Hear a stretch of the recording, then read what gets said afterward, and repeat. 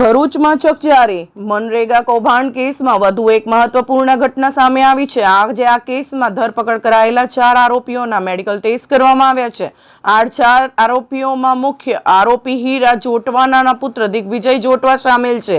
તેની સાથે જલારામ એન્ટરપ્રાઇઝના પિયુષ ઉકાડી, મુરલીધર એન્ટરપ્રાઇઝના જોધા સંભાંડ અને ગીર સોમનાથના શર્મન સોલંકી પણ સામેલ છે। આ આરોપીઓને આજે ભરૂચ સિવિલ હોસ્પિટલમાં તબીબી તપાસ માટે લાવવામાં આવ્યા હતા। પોલીસના બંદોબસ્ત વચ્ચે તમામ આરોપીઓના મેડિકલ ટેસ્ટ કરવામાં આવ્યા હતા। મેડિકલ તપાસ બાદ હવે આ તમામ આરોપીઓને કોર્ટમાં રજૂ કરી પોલીસ રિમાન્ડ મેળવવા હાથ પ્રયાસ ધર્યા છે।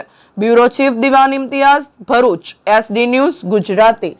જી, ભરૂચ જિલ્લામાં મનરેગા યોજના હેઠળ જુદા જુદા ગામોમાં માટી મેટલના રોડ બનાવવા માટેનો કોન્ટ્રાક્ટ અને એનું મટીરિયલ સપ્લાય કરવા માટેનો કોન્ટ્રાક્ટ જે 2 એજન્સીઓને આપવામાં આવેલો હતો, એને 2 એજન્સીઓ દ્વારા પૂરતું કામ નહીં કરી ખોટા દસ્તાવેજો બનાવીને સરકારી નાણાં મેળવીને સરકારી નાણાંની ઉચાપત કર્યા બાબતનો ગુનો ભરૂચ શહેર એ ડિવિઝન પોલીસ સ્ટેશન ખાતે દાખલ થયેલો હતો।